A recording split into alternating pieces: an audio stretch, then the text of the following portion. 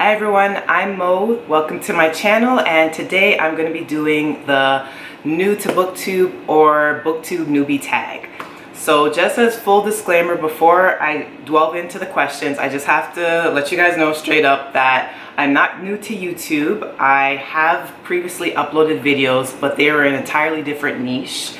I was really about hair care in my previous videos and other pop culture bits sprinkled in, but going forward I really do want to take my channel more towards a focus of books. I love books, I love reading, and I just want to find like-minded people who like the similar books to I do, and even open up my world to new books to discover. So I'm kind of shifting my channel to a new direction, but you know, occasionally I might pop up another video here and there about hair care. So, and I'm from Canada. I am from Canada. I'm a Canadian reader, and I would love to connect with Canadian readers in addition to globally as well. I just felt like I had to add that little tidbit in there.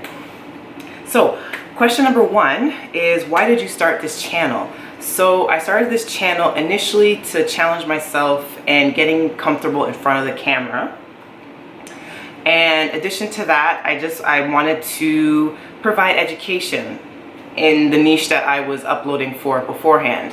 It's come to the point now where that niche is very well versed and there's so much diversity in it, hair care, and that's great. But that was initially why I started this channel in the macro.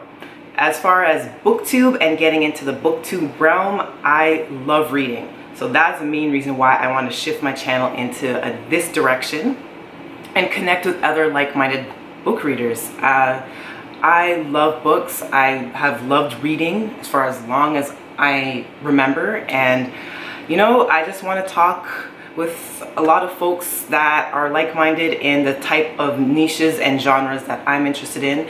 My friends in real life, some of them do read, but I typically don't read the same books that they do, and a lot of my other friends just simply aren't that interested. So it would be really great to connect with some new folks.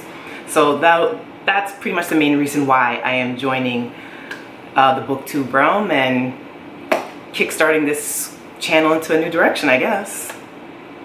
Number two, what are some fun and unique things you can bring to BookTube? Just to start off with, hopefully my perspective, I'm definitely older than your average BookTube reader as far as I know. So maybe I could have a different perspective than the average BookTuber, but to be honest, in general, we're all different people and we all have our own life experiences that will color our reviews and our general thoughts and basis for why we choose to read what we choose to read. So I guess my unique perspective will just be my own life experiences going forward, and I definitely want to challenge myself in the editing sense. I'm still really rough with editing videos despite having filmed previous videos, so I want to push myself a little bit more, and going more into this year, definitely heading into 2020, I want to say that I'm proud of my editing skills and how more cohesive and slick my videos will look going forward. So right now they still look pretty rough, but I'm hoping to push myself creatively and to do better. So hopefully that's what I'll bring. Number three, what are you most excited for about this new channel? So I'm just excited in the new direction I'm taking this channel. I'm excited about connecting with booktubers. I have slowly been more open to communicating with book lovers on Instagram and starting on Twitter as well. And I also want to dive into this realm in addition. And it's all about connection, folks. It's all about just getting to talk with people that are passionate about the books that you love, really. So that, and just seeing where I can push myself creatively. I think that I'm definitely excited just to see how much I can improve, and then going back and reviewing the videos as I go along in this journey, and then just seeing how far I come from where I've been. So yeah. Question 4, I believe. Why do you love reading? To put it simply, escapism. Escapism at its finest form. Definitely in real life circumstances, when you're dealing with relationships, you're dealing with friendships, you're dealing with shifting in careers, you're dealing with the news cycle going forward, and just seeing so much trauma and anarchy, and just seeing a lot of things that really make you quite sad, to be honest, in the real world. Sometimes it helps having a really amazing book that can have a colorful worldview, have wonderful world building aspects, and for example, like in a dystopian world where, you know, young, brave, courageous young people rise up together and spark a new evolution, and they end up winning. You know, sometimes it just goes down to the basics of storytelling, where you have good versus evil and having good triumph. I know that in real life that is not necessarily the case, but definitely in the book realms, with depending on what type of books that you read, there's a clear defining line of what's what, and sometimes those books can kind of give you a sense of hope, and hope that, you know, life will imitate art in a certain way. And then there's the escapism in the sense that sometimes you want to dive into dark and mysterious and atmospheric worlds that you most likely wouldn't be exposed to in real life, but in fiction it just can go so incredibly far. I mean, I could talk your ear off in just how incredible just immersing yourself in a really well-written piece of literature can be. It can be extraordinary. There's not enough that I can say about that. There's just so much about reading, and yeah, sometimes you just want to read something light and fluffy that just puts a smile on your face and make you laugh, and there's plenty of books that I read that fit that exact marker as well. So many reasons why I love reading, but I just love it. And I've always have.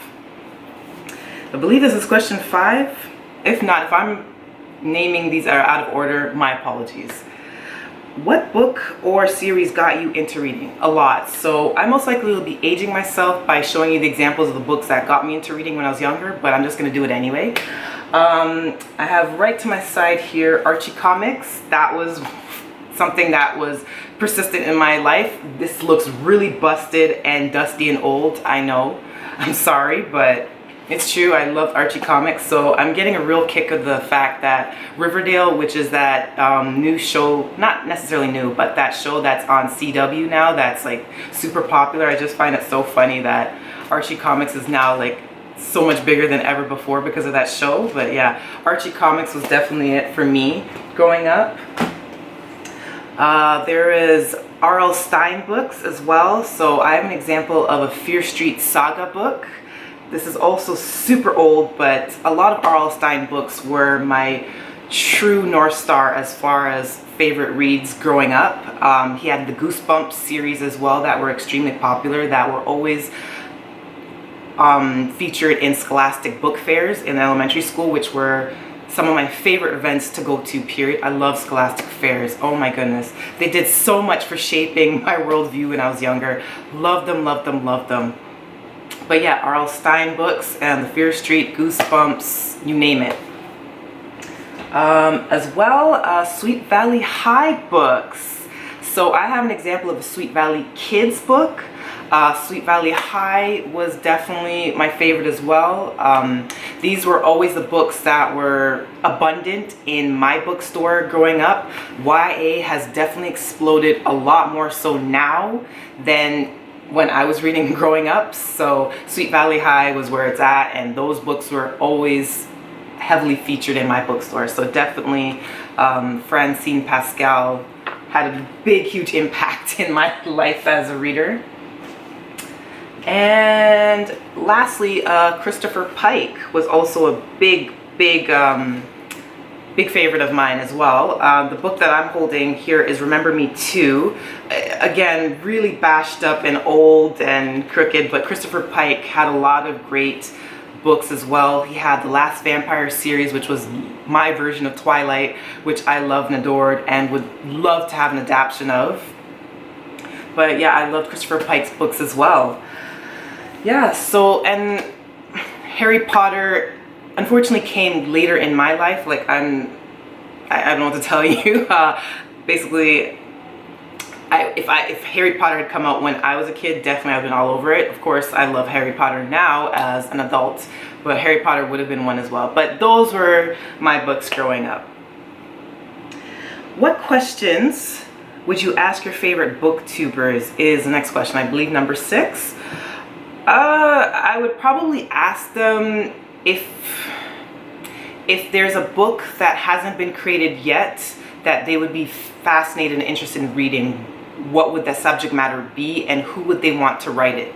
If it's themselves or if it's their favorite author or just someone new that's just coming up through the publishing ranks. That would probably what I'd ask, because you'd find probably a lot of interesting answers, because I know since we're all so unique and individual, I know that all of us have a story in our head that we haven't seen yet or haven't seen executed in a way that we would love, that's out in the market. So that would probably be something I'd ask my favorite booktubers.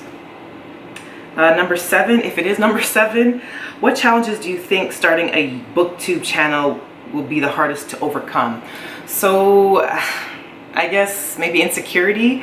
Like I said earlier, I'm not the most comfortable in front of the camera. I am definitely going to be pushing myself to be more comfortable, push myself into getting in more into editing and just feeling more natural in front of it. It still feels really artificial to me when I'm speaking. I feel like I'm not presenting my personality in the best light because you're just so hyper focused on the lens and everything surrounding you, and I just want to get more comfortable with it and just find that connection. So maybe a sense of insecurity will be a stumbling block.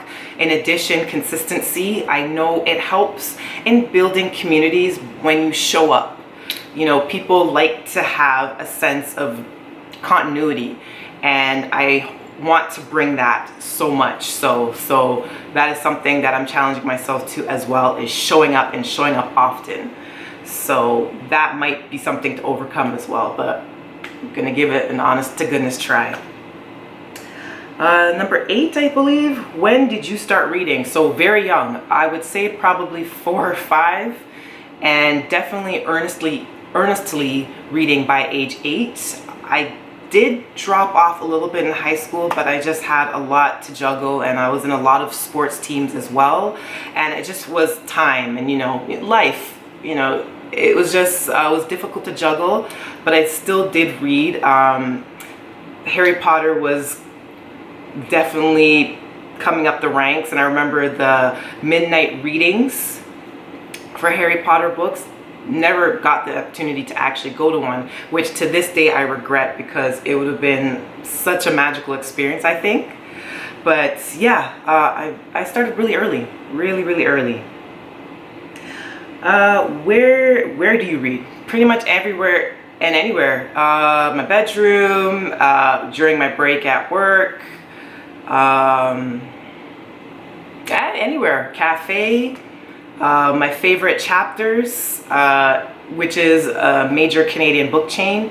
Just about anywhere that's comfortable. And what kind of books do you like to read? So I like to read just about anything and everything. Definitely I have a preference to more of the popular books. I definitely like to see what people are buzzing about. Generally in a bookstore, I always will look at the top sellers or the best sellers section.